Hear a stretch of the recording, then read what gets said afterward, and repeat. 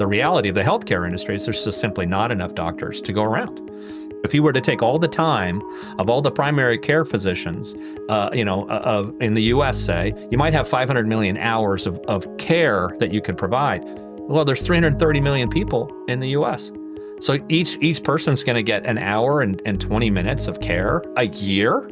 That is just not enough to change someone's behavior. And our belief is that really the foundation of health is actually your behaviors. Today on the show, we're replaying an episode with Oura CEO Tom Hale. Next week, we'll be back with a back-to-school episode with Stanford University School of Medicine Dean Dr. Lloyd Minor. Welcome to the Heart of Healthcare podcast.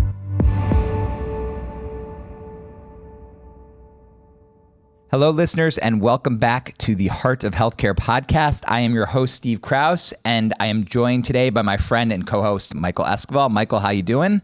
Hey, Steve. Good to see you. Excited about today's conversation. Yeah, it's going to be a good one. We're very excited to have the Chief Executive Officer of Oura, Tom Hale, on the pod as our guest today. For those who don't know, and I don't think it's many, as Oura is one of the leading wearable companies in the health and wellness space. They are known for their very cool looking rings, which I'm sure you've seen on many people, which double as an activity tracker. And in fact, the company's already to date sold about 2.5 million, probably even more, of these rings in their history in just over a decade, might I add, and has grown top line revenue to more than $500 million, again, in less than a decade. One of the leading companies in the digital health space. Really excited time to have you on the podcast. Welcome. Thank you, Steve. Thank you, Michael. It's nice to be here. All right, so I will start by asking a question of you. Is Oura a fitness company? Is it a wellness company? Is it a healthcare company? Is it a consumer company? Is it an enterprise company? Is it a hardware company? Is it a software company? How do you describe what Oura is? Well, I think the answer is it's a little bit of all of those things. But if you were to check the actual registry under which our name is officially lodged, it is Oura Health. Okay. And I think, to kind of go across the areas, I think we started actually many years ago in 2013 in Finland with this idea that actually we were building a health company. Meaning that we always knew that there was a strategy to say, let's build this form factor ring, very comfortable, very small, very unobtrusive. Well, let's make sure we're focused on sleep because, by the way, if you measure people's bodies at night, you get a really clean signal. There's no other confounding factors of daytime activity. You get a really good baseline, and you can use that baseline to make predictions about what's going on in their health. And then we always had the vision of having a big impact on the world of health, both preventative health and ultimately kind of monitoring and managing population level health. We always had that vision. So to just answer your question, yeah, it's a little bit of all of the above.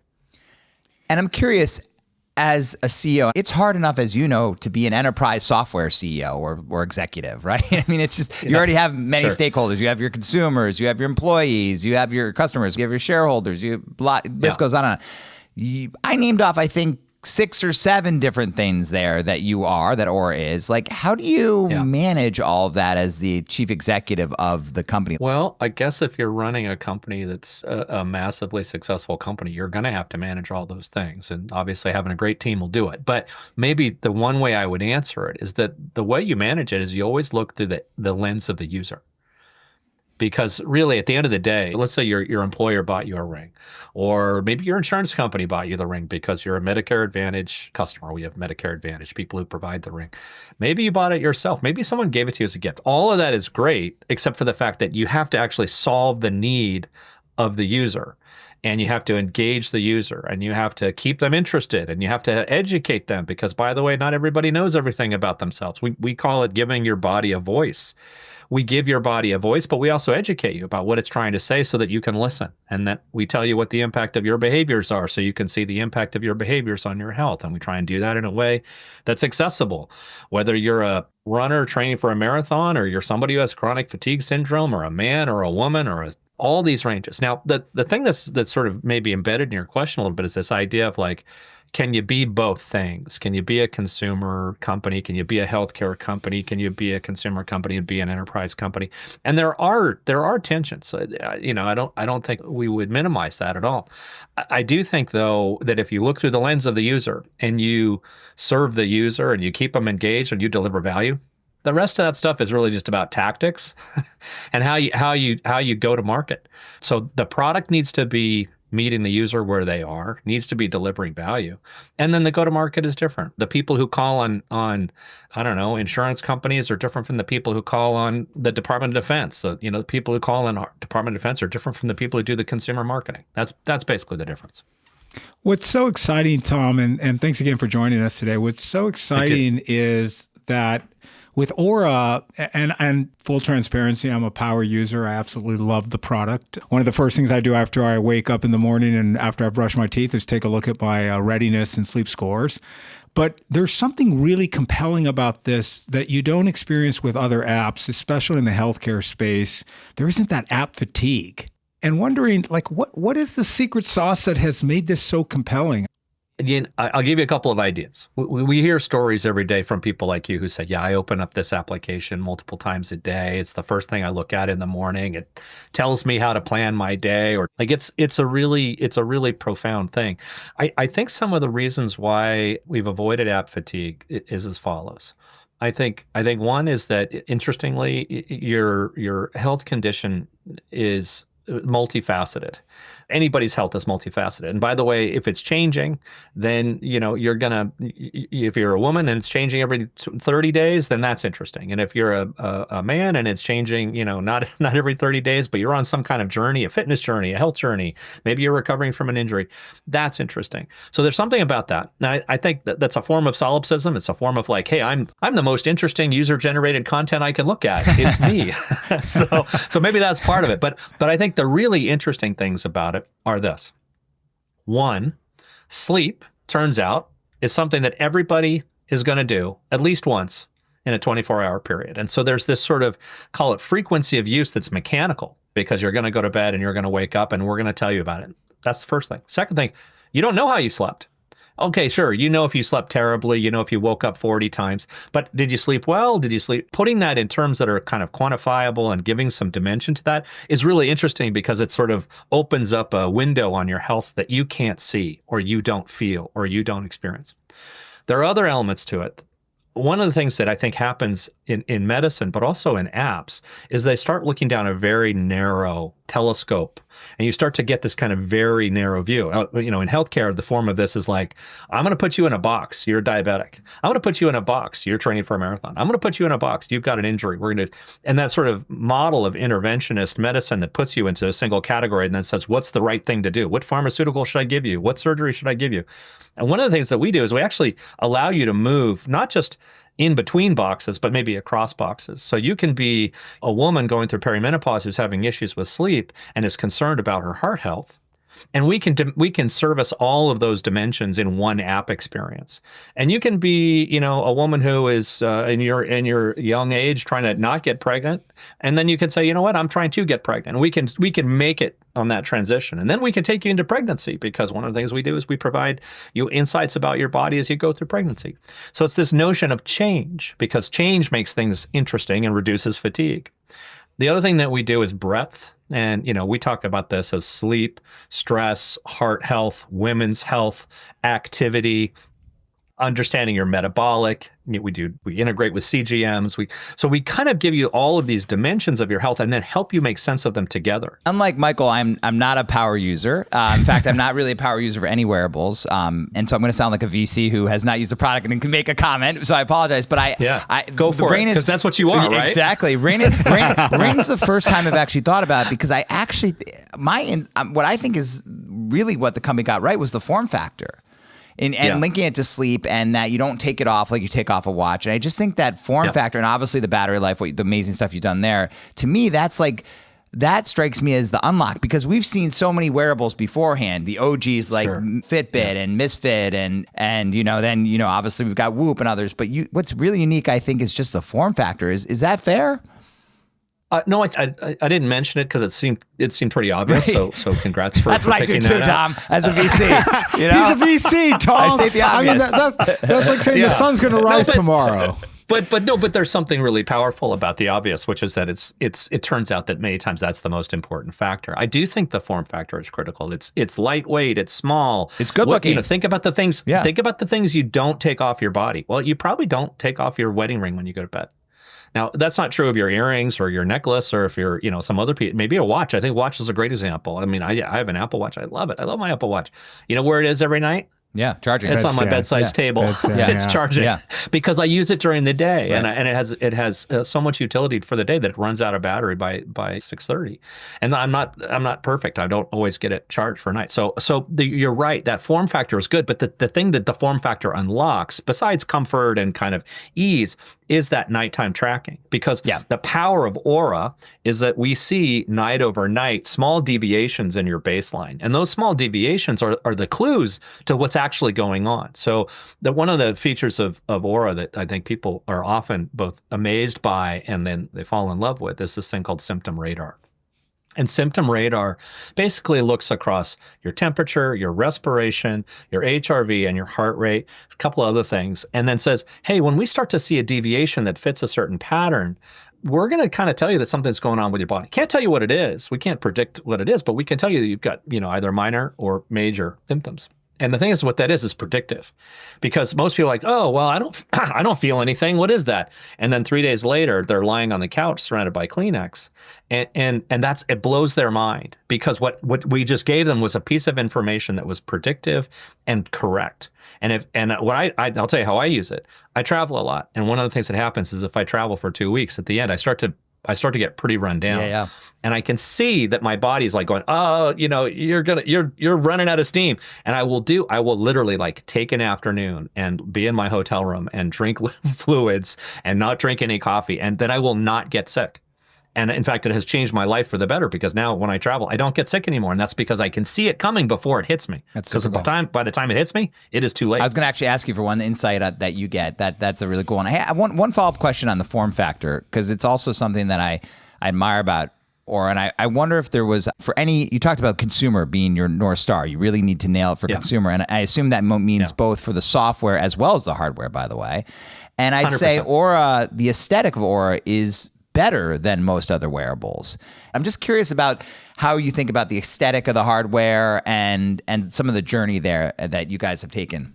I think the company was founded in Finland, and Finland has sort of a great tradition of both simplicity and clarity in design. That kind of reducing something down to its essence. I think that's really critical.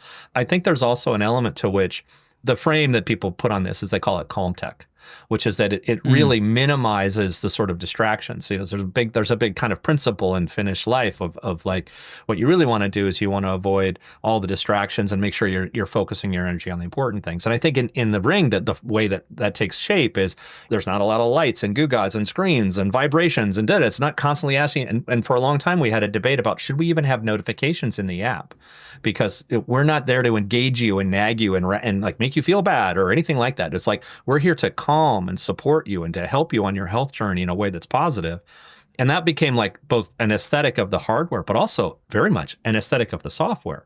The tone of the software is supportive. And this kind of accountability plus support is a really interesting, almost like tonality and maybe a personality of the product, which, by the way, is one of the things that people cite that they love about it. That's so helpful. And we're going to give But by the way, your point about the lights and the doodads, my wife used it for Gen 1. I won't name the other company, but Gen 1 device, and she sleeps awesome. My wife is an amazing sleeper. I'm so jealous of her. She could sleep like a little less after kids, but she was epic. I'm a terrible sleeper. And so she had the device, and whenever she turned over, the device would light up the room, and I was awake for the next 6 hours. I was like, this thing sucks, like unintended consequences. So I appreciate none of the lights and doodads. Thank you.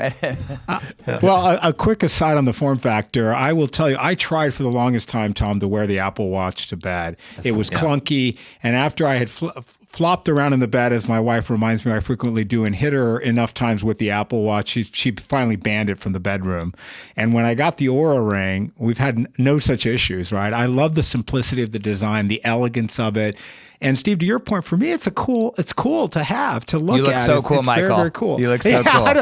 That is not going to overcome the rest of my lawyerish tendencies, but certainly it definitely has got a very cool vibe to it. And the app it's really interesting, Tom, to hear you talk about that. You're right. I don't feel like I'm being judged, but I do feel motivation.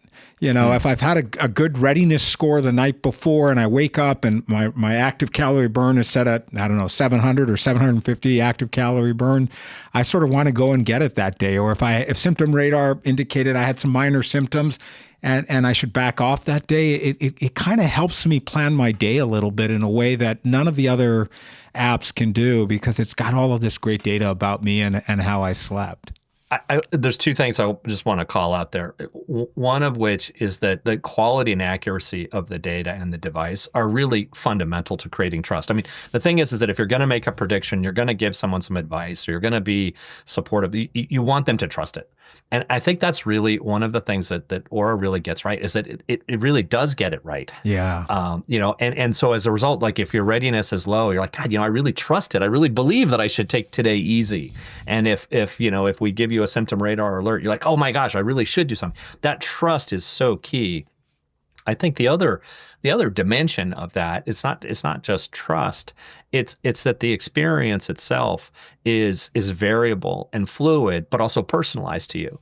And so, we try and do a lot of things to sort of make the insights that sort of, instead of just giving you numbers, and we try and put those numbers into context, and we try and give you some words around those numbers and make it kind of easy to consume and easy to understand. And I think that is so key.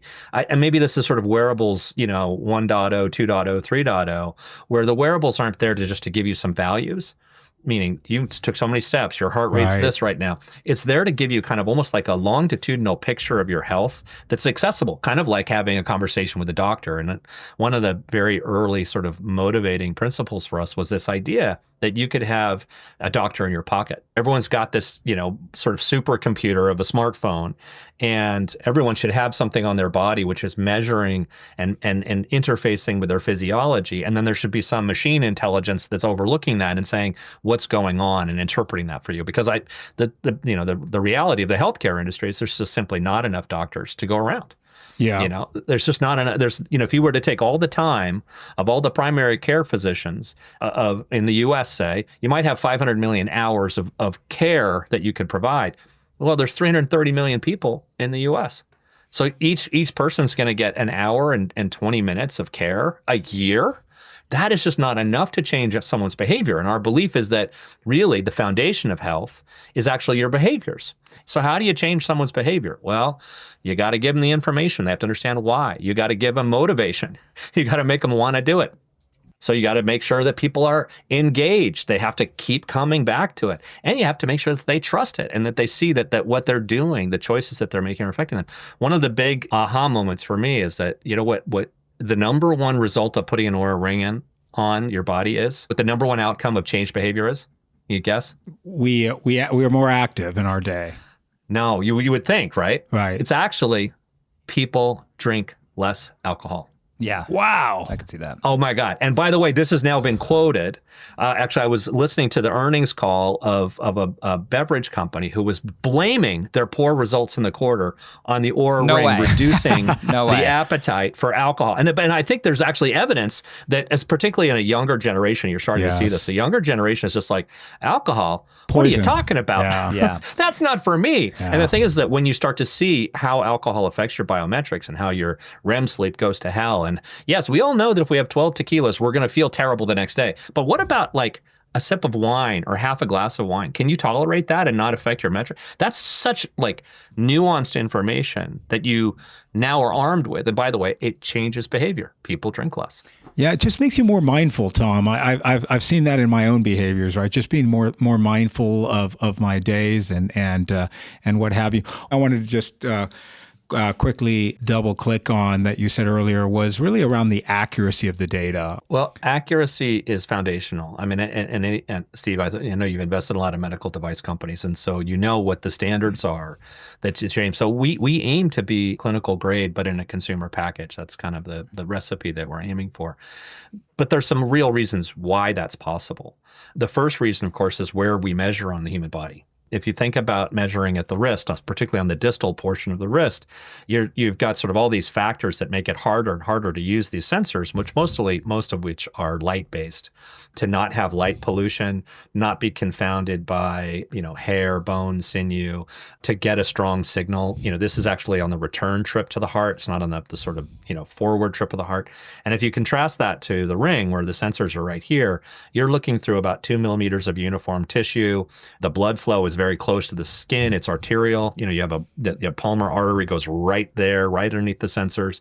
If you think about it, when you go to the hospital, where do they put the sensor for you when you're at the hospital? Where do they put it? Index finger. They clamp right on the index finger. That's because it's the first stop of blood flowing from the heart to a place that's convenient to sense from.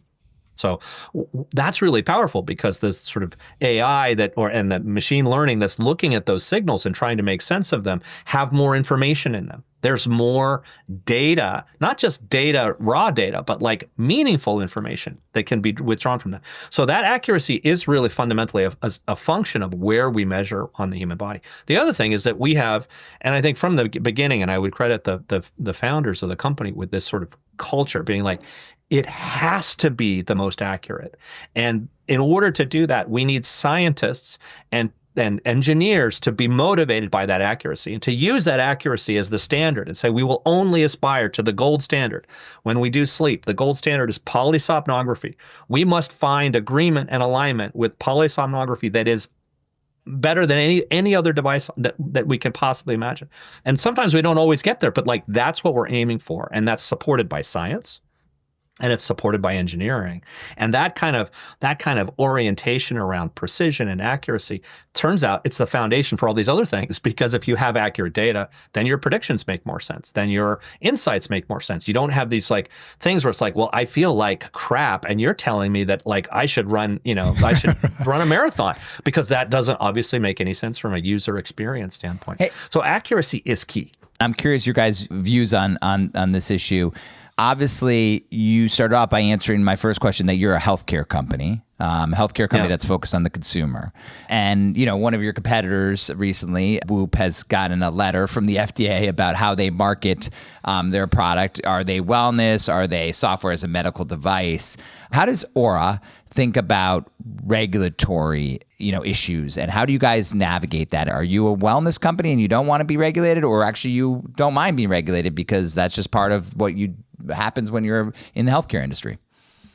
I think it's a really great question, and I think our approach to it has been, let's be regulated when it comes to the places that need to be regulated. So, for example, for our fertile window feature, which basically is a feature that predicts when your date of ovulation is, and on either side of that, a couple of days when you're likely to be most fertile, and couples that are trying to conceive use that as a way to target when they should have intercourse. And the thing is that it's a Class 1 medical device. By the way, Class 1 medical device, not a huge bar, but it's software as a medical device. And there's lots of rules about that. We have a deep relationship with the FDA. We've always approached with like, hey, here's the research, here's the clinical data. You tell us if we meet the bar or not. You tell us what we should say. We do think of ourselves from a regulatory standpoint as a wellness device, but maybe right on that boundary of a wellness device and clinical. And can you explain for our listeners what that means? Because that strikes me as it's a gray area right now. Well, no, it's not. It's not a gray area at all. It's actually really clear. Okay.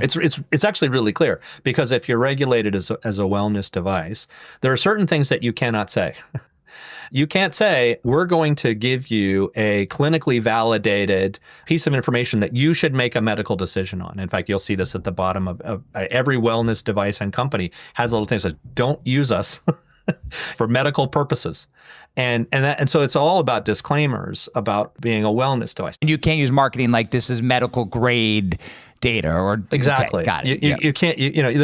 I'll give you an example. Like one of the things that in Oura, we don't give you an absolute temperature value, right? What we give you is the temperature trend and a deviation from your baseline, plus or minus. And so what it can tell you is that like, hey, your temperature is really actually kind of elevated. It's elevated 2.25 degrees from your baseline. What we don't say is your temperature is 99.6. And the reason why is because that's a thermometer, and a thermometer is a medical device, because somebody might say, based on that temperature reading, I'm going to give you an antibiotic. I'm going to give you a NSAID. I'm going to give you whatever I'm going to give you. And the thing is that is a medical decision. Now, that being said, will people make decisions on the back of the information we give them? Probably, but we're not making any claims about that, which is, of course, the FDA's role, and the regulation is there to be safe and effective. So that's what the FDA cares about. Now, that being said, when there are things that are really important to be, call it clinical grade, our path is to go through the SAMD, software as a medical device path. And that's because what we want to be able to say is like, hey, this is legit. You should trust it. You should count on it. And I think increasingly, the upside of that is that people can trust it. And weirdly, clinicians trust Oura a lot. And I'll give you this is an interesting stat. So we were looking at our customer base and trying to figure out the constituency of the customer base. One of the things that we noticed was that 11% of our customers were self-described clinicians of one form or another. And we were like, well, that's really fascinating. What is the preponderance of clinicians in the general population? Well, depending on how you measure, it's either 4 or 5 or 6%. So we're roughly 2 times over index, meaning clinicians are wearing Oura rings more than there are clinicians in the population. Wow, that's really interesting. And we investigated, and it turns out a lot of clinicians they trust the accuracy of the Oura ring. They see the benefit. They've experienced the benefit, like Michael has, all that stuff.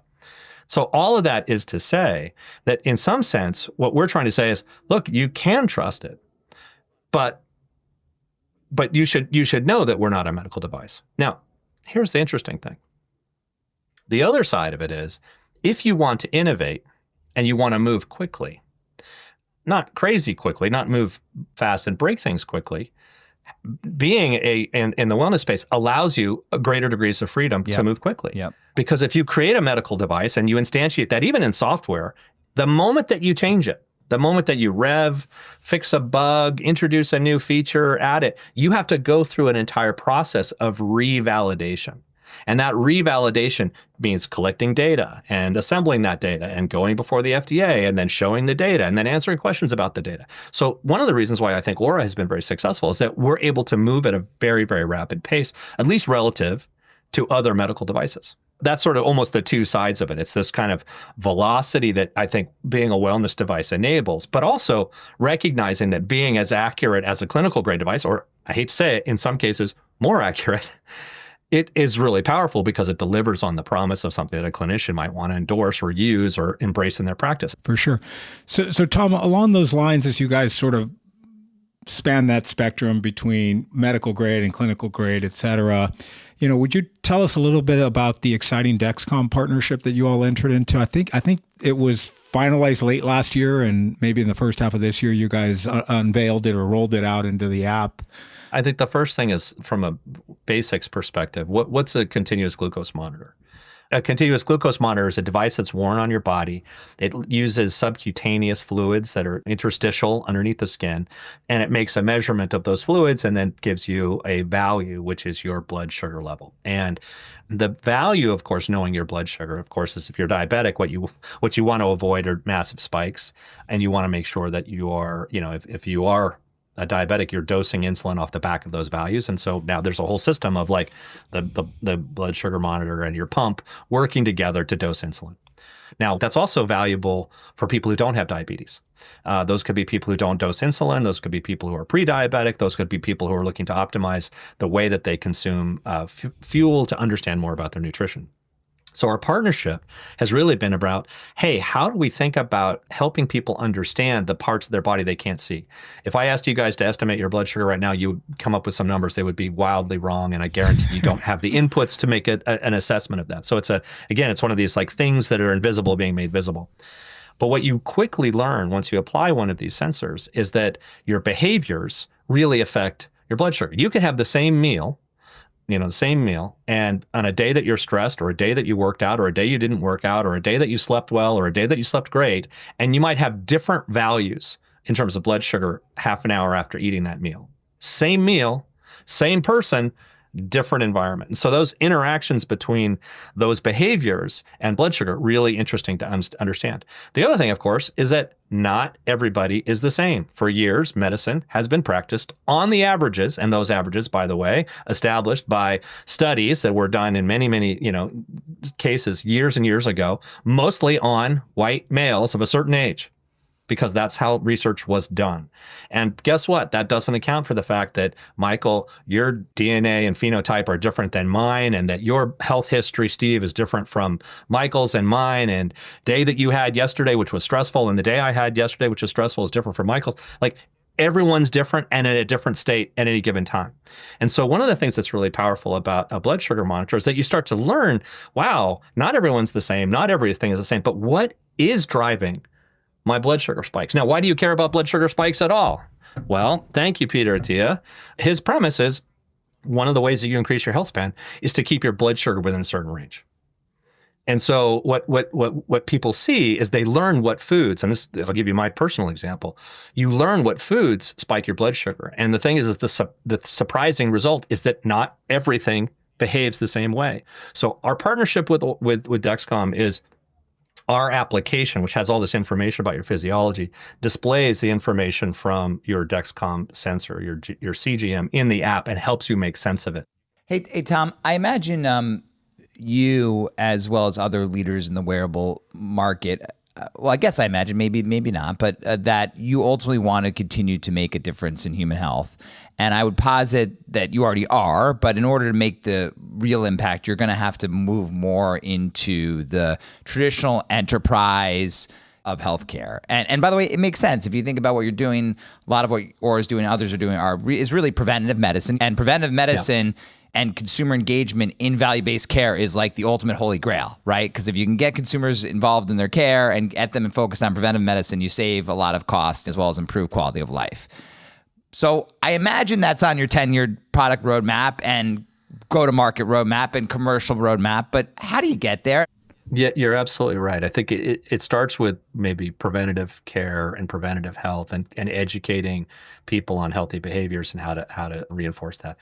What's interesting is I think it's always been part of the company strategy to become part of, call it the healthcare industry, broadly read, to be reimbursed by payers, to be something that doctors might prescribe, to be a clinical grade medical device that people would trust and use the values to make clinical decisions. That's always been part of our vision. What's interesting is we've been laying the groundwork for that for years. So for example, a couple of years ago, we crossed the bar for being HIPAA compliant, and we made all the investments to be HIPAA compliant in our systems. We've always made privacy has always been kind of like a non-negotiable for us, but HIPAA is a certain set of requirements that require portability and other things like that. We also have always known that the channel to reach, whether it's a hospital or a doctor or a clinic or an insurer, is going to be different than, go to our website or go to Best Buy and buy a ring. It's not the same channel. So we've been building that channel. We have a chief medical officer, a guy named Dr. Ricky Bloomfield, and he has been filling out his team with specialists who are clinicians in each area. So we have the clinical knowledge and the clinical credibility to approach healthcare in the way that healthcare and maybe, the industry would like to be approached. Now, what's interesting, and this is the insight for me, is that we always thought it was like on our 3-year plan. And what's happened is we've been pulled in that direction faster than I anticipated. And I'll give you a couple examples. So one is Essence, Medicare Advantage provider, small plan, 65,000, 70,000 lives under management. They came to us and they said, we want to roll this out to our Medicare Advantage customers. And we want to include the ring, and we want the data to flow back to our clinicians, because we can see, or we believe, that if we catch people at the beginning part of their life as a Medicare Advantage customer, that we can have impact on their behavior, and that will be actually economically favorable for us, because they're at the moment where things start to go wrong, physiologically speaking. And if we can intervene earlier, or if we can get them to do healthy behaviors, we will have lower costs. Because of course, one of the challenges and maybe opportunities around Medicare Advantage is that you're catching people at age 65, and then they often don't change insurers. They had this real insight. Now, the thing is, we started with a pilot in January. We rolled it out for the first folks in January. They've come back to us and they're like, we want to roll it out to everybody. So they're pulling us. And by the way, you can imagine that if they're successful, and they are, everybody else wants this too. So we're starting to see this pull in this direction. The other thing we've been very proactive about is thinking about women's health, for example, because of course, women's health, chronically understudied, perimenopause and menopause, poorly understood, clinicians feeling, they're misunderstood, patients feeling like they get gaslit by their clinicians. Is a really fertile ground, forgive me for saying so, but a fertile ground for Oura. So we've partnered with the Maven Clinic. Maven will be able to provide Oura rings to their customers, and they will sync that data back to the Maven platform for the basics like sleep activity and stress, but also will get their care teams that the Maven care teams provide will be directed towards them with the knowledge of their Oura data. we have a partner in the Middle East called GluCare. They are a medicated weight loss and diabetes clinic, and every one of their patients gets an Oura ring because they put a CGM and an Oura ring, and then they now have something to discuss with customers and their patients about changing their behavior. So we're starting to get pulled in this direction in a way that's really exciting, but we're also pushing, meaning we're starting to say, hey, look, where does Oura Ring really fit in, and how can we make that fit into a care pathway? Where does it make sense? Does it make sense in fertility? Yes, absolutely. Does it make sense in mental health? Yes, absolutely. Turns out one of the things mental health practitioners want to do is like, are you sleeping well? Yep. And can we solve those problems first? Because if we do, then our other therapies are going to work better. In heart health, like understanding someone's pulse wave velocity, which is a measure that Oura can make that basically predicts the stiffness of your arteries. Well, everyone knows this. If your arteries are occluded and stiff, what are you on the prime for? Well, you're marching down the path towards a stroke or a myocardial infarction. So all these things are sort of indicative of us getting pulled in this direction as well as us pushing in that direction. And it's been really exciting to see those partnerships come to roost. And I think you're going to see in the next 24 months, I think you're going to see some really transformative things happen in that space. So, Tom, one final question. One of the metrics that colloquially a lot of us struggle with is HRV. Could you give us, so I've used Advisor, could you give our listeners, what are the 2 or 3 things you'd recommend to try to improve your HRV? I was at an event recently with one of your product leads, Jason Oberfest, and we spent quite a bit of time riffing a bit on HRV. And if our co-host Hallie Tecco were on with us today, she would say, Michael, how do we get our HRV up? What do we do to improve it? And so what are 2 or 3 tidbits you might leave listeners with that they might focus on to improve that metric? Yeah, I mean, HRV is an incredibly powerful metric. It also moves very rapidly. And because it's a fast-moving metric, it's highly engaging. People like to chase the elusive HRV high that they can get. And can you explain to our listeners what it is, or even to our hosts who are not power users? So HRV, heart rate variability, is a measure of the degree of change in between heartbeats and what's called the interbeat interval. So you think about your heartbeat, your heartbeat kind of goes bum, bum, bum, bum. And if you're stressed, actually, it's like dun, dun, dun, dun, dun, dun, dun. It's not very variable. But when you're relaxed, and I'll explain why in a second, it might be 1,000 milliseconds. It might be 900 milliseconds between the next beat. And then the next beat might be 880 milliseconds. The next one might be 920 milliseconds. And the next one might be 1,000 milliseconds, and then 1,020 milliseconds. And there's looking at that kind of degree of variability is interestingly a predictor of kind of the state of your nervous system. Because effectively what it's measuring is a simplistic view, is that you have 2 sides of your nervous system. You've got your fight or flight nervous system, and you've got your rest and digest nervous system. And both of them have kind of inputs into your heartbeat. For example, if you're being chased by a lion, and evolutionary speaking, that used to happen. When that was happening, your body's flooded with cortisol and adrenaline, where your heartbeat goes like this. And you don't have much variability in your heartbeat. And then when you're relaxed, you're asleep, you've got no stimuli, there are no lions, your body's going through some autonomic processes like digestion or recovery, or going through a sleep cycle of deep sleep and then shifting over to the cognitive repair of REM sleep. You actually find this sort of loose and almost like more fluid difference between your heartbeats. So that's HRV. So generally the way to think about it, a higher HRV shows your body is in a lower stress state. And a lower HRV is that your body is in a greater stress state. And one of the ways people use it is for recovery. If I, worked out really, really hard yesterday, my HRV will be depressed. And then I will know when my HRV recovers to baseline that I'm actually ready to push again. And for athletes who are training, this is one of the fundamental uses of HRV. HRV is also super predictive of like your mental state. One of the ways that we look at stress, we look at temperature, respiration, heart rate, resting heart rate, and HRV for our stress assessment, is that if you're boom, boom, boom, whatever it is, your physiology is stressed. And that could be illness, that could be a bad meeting with your boss, it could be something going on in the world, whatever it is. We can see these metrics move. Now, that's HRV. I hope that was not too long of an explanation, but it gives you the sense. How do you affect it? Well, in the very near term, literally, us 3 right now, we could stop talking and we could take 20 deep breaths and we would elevate our HRV. And we could sit for 20 minutes and we could meditate and we could elevate our HRV. And we could reduce the amount of our stress in our lives by all the factors. Maybe it's spending some time with your pet or with your family or whatever, and we could increase our HRV. Now, over the long term, those are sort of like, call it temporal responses of your physiology to things that reduce stress. The things that really move it over the long term, turns out it's actually incredibly broad, which is why it's such an interesting metric to people, because they can change things. You can consume less alcohol and you can watch your HRV go like this. You can decide to start working out and you can see your HRV kind of go like this. The people who have the off the charts HRV are always these performance athletes who are in endurance sports. And that's partially because their heart has been trained by all of the training that they do, their physiological training, to be something that doesn't operate in a way that reduces the variability of their heartbeat. You can see it in, it's funny. I had a meeting with Deepak Chopra, and for him, it's his meditation practice. Yeah. His meditation practice is it. You can see it in the HRV of him and the people that he teaches meditation to. I am also really curious about the impacts of diet and nutrition on HRV. One thing, and many people ask me, well, how come my HRV isn't as high as Steve's or as Michael's, right? And the thing is, it's not a race. It's a very personal metric. And the way you should think about it is that as you age, the graph looks something like this. You start with the highest HRV when you're very young, and then it drops pretty precipitously down to your 20s. And then in your 20s, the curve bends a little bit. And it sort of gets, lower and lower and lower until you get to your 60s. And oddly, in the data, in your mid-60s, it kind of picks back up a little bit.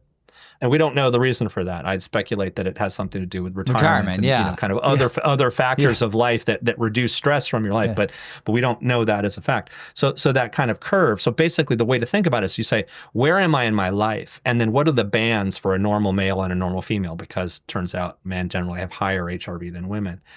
What are the bands, and am I within those bands? As opposed to saying, I need to get to 130 HRV, and boy, that seems really hard because my body's telling me all the time that I'm at 50 or a 40.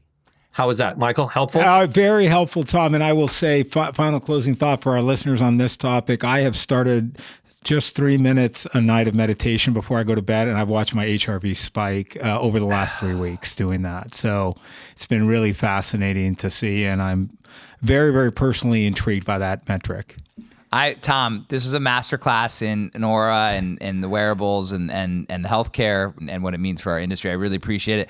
I'm going to go out and buy it, or I really worry though that my HRV score is going to be so bad now. So I think I need to meditate before I go buy the Oura, but I'm smart. I'm excited to. I love how you're thinking. I'm excited to do so. So thank you so much for coming on. This is a great episode. Appreciate you sharing all that makes Oura so special.